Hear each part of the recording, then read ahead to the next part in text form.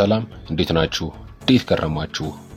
አገር ውስጥም ከአገር ውጭም ያላችሁ የቻናሌ ቤተሰቦች የዝነኞቹን በተለይ በቃና ቲቪ ላይ የምናውቃቸውን የፊልም አክተሮች ባዮግራፊ ወደ እናንተ የሚያደርሰው ይህ ቃና ኢንፎቴመንት ነው። ዛሬ ከክፍል 1 የቀጠለውን የሮናልዶን የስኬት ህይወት ገድል ወደሚመለከተው ክፍል 2 ተመሯችሁ። እንደተለመደው ላይክ፣ ሰብስክራይብ፣ ሼር ማድረጋችሁን አትርሱ።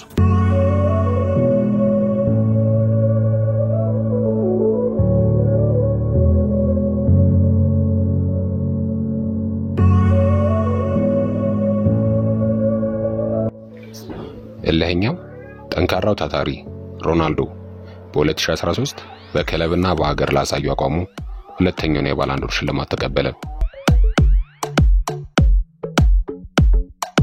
የሮናልዶ ስኬት በዚያ ብቻ አላቆመም። ከሊዮኔል ሜሲም ጋር የዓለማችን ምርጥ እግር ኳስ ተጫዋች በሻምፒዮንስ ሊግ ማድሪድን 10ኛ ዋንጫው እንዲያገኝ በ2013-2014 የውድድር ዘመን ትልቁን ድርሻ ተወጥቷል።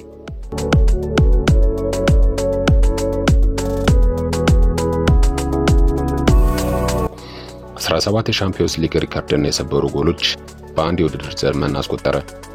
ከማድሪድ ጋር የዓለም ክለቦች ዋንጫን ጨምሮ ሌሎች ክብሮችን ተጎናጸፈ። ሮናልዶ ለሶስተኛ ጊዜ ሊዮኔል ሜሲንና ማኑኤል ኖየርን በልጦ የባላንዶር ሽልማትን ወሰደ።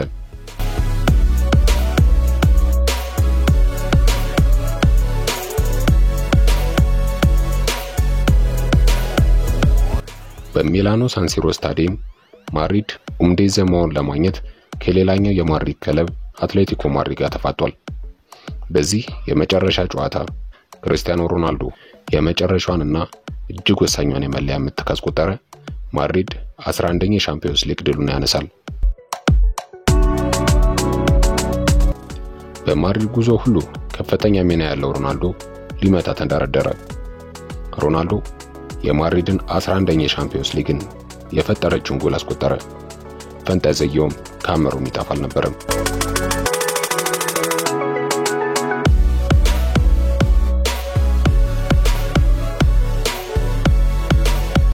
በአንድ የሻምፒዮንስ ሊግ የውድድር ዘመን ብቻ ብዙ ጎሎችን የማስቆጠርን ሪከርድ ሰብሯል። በላሊጋ በአጭር ጊዜ 200 ጎሎች በማግባት ባለ ሪከርድ ነው። ለ6 ተከታታይ ዓመታት በየዓመቱ ከ50 ጎል በላይ በማግባት ብቸኛው የዓለማችን ተጫዋች ነው።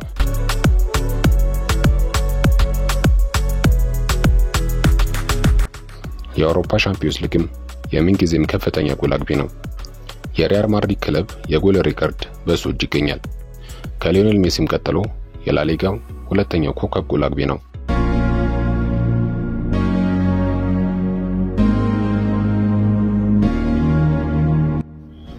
ከሊዮኔል ሜሲ ጋር በመሆን የዓለምን የስፖርት አፍቃሪያን ለሁለት የከፈለው ክርስቲያኖ ሮናልዶ እግር ኳስን እስካቆም ድረስ ጠንካራ ስራዬን ትጋቴን እቀጥላለሁ ሲል ተናግሯል።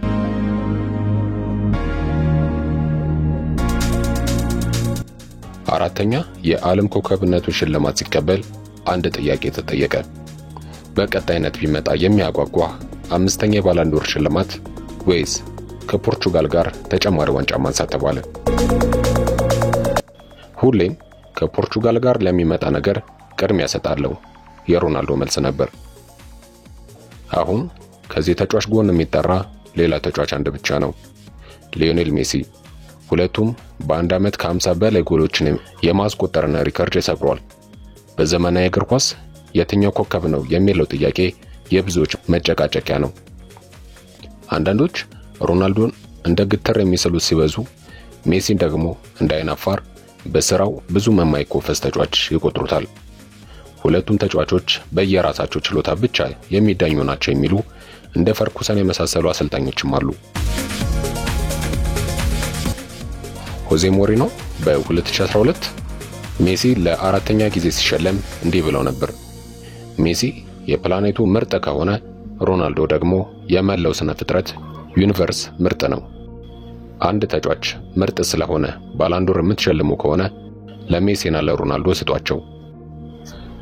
ግን ሁለቱም ተመሳሳይ ችሎታ ካላቸው አንዱ 4 ጊዜ አንዱ ደግሞ አንድ ጊዜ ይህን ሽልማት ማግኘቱ ተገቢ ነው ትላላችሁ? ሲሉ አወዛጋቢ አስተያየት ሰጥተው ነበር።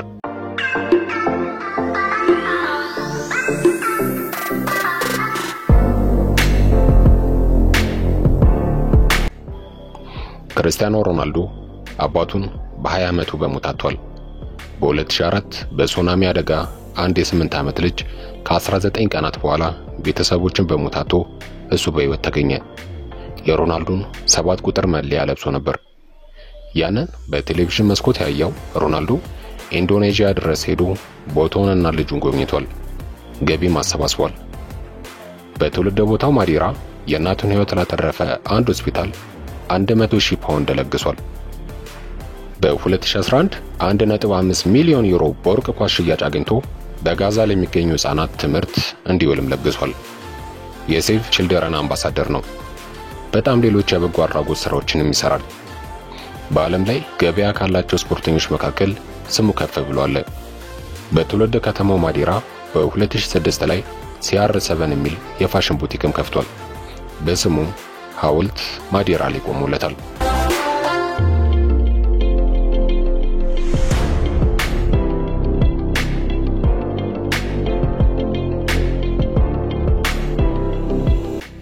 በእንግሊዛዊ ዳይሬክተር አንቶኒዮ ዋኪል አዘጋጅነት ሮናልዶ የሚል ፊልም በ2015 በፖርቹጋላዊ ኳስ ተጫዋች ሕይወት ዙሪያ ተሰርቶ ተጠናቋል። ይህ ፊልም በማዲራ፣ ሊዝበን፣ ማድሪድ እና ማንቸስተር ከተማ ተቀርጿል። የልጁ ክርስቲያኖ ሮናልዶ ጁኒየር ሕይወት ጨምሮ ሮናልዶ ያለው የግል ሕይወት፣ ከእህቶቹ፣ ወንድሙና ከእናቱ ጋር ያለው ግንኙነት እንዲሁም ከኳስ ሕይወቱ ባሻገር ተፈትሿል።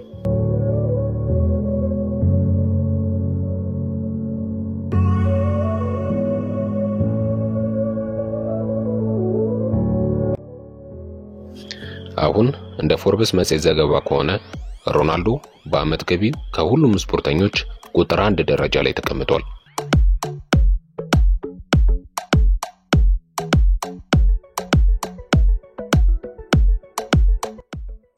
ክርስቲያኖ ሮናልዶ ከእግር ኳስ ባሻገር የሆቴል ንግድ ስራ ላይ ተሰማርቷል። የተጫዋች አመታዊ ገቢው በከፍተኛ ሁኔታ እየጨመረ ነው።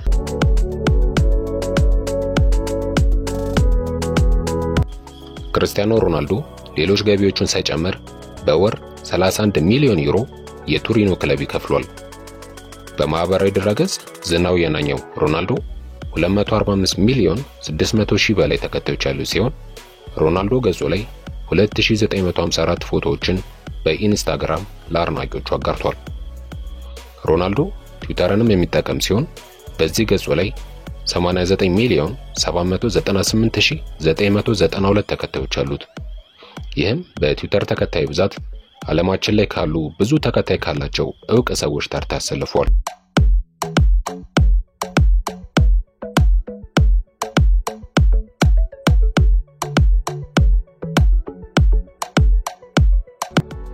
ሮናልዶ በ2004 ኦልድ ትራፎርድን ሲቀላቀል በአጭር ጊዜ የዓለም ምርጥ ተጫዋች መሆን እፈልጋለሁ፣ እነ ጆርጅ ቤስት፣ ዴቪድ ቤካም የደረሱበት ክብር ላይ ከተገኘው እጅግ ደስታለሁ ብሎ ነበር። ዓመታት አልፎ ግን ከእነሱ የተሻለ ስኬትን ፈጥሯል። እሱ ኳስን በትልቅ ክለብ መጫወት ከጀመረበት ጊዜ ጀምሮ ለ8 ጊዜያት ያክል በተመልካቾች ምርጫ በአውሮፓ ምድር የዓመቱ ምርጥ ቡድን ውስጥ በተከታታይ ስሙን አስቀምጧል። ሮናልዶ ጎል ካላገባ አልተሰለፈም ማለት ነው ተብሎ እስኪወራለት ድረስ ጎሎችን ያመርታል። እጅግ ታታሪ፣ ልምምድን የሚያከብር፣ በትናንትና ስራው የማይኮራ፣ የማይዘናጋ፣ ከማዲያ ፉንቻል እስከ ታላቁ አሊያንዝ ስኬትን በስኬት ላይ እንደደራረበ የዘለቀ ኮከብ ክርስቲያኖ ሮናልዶ።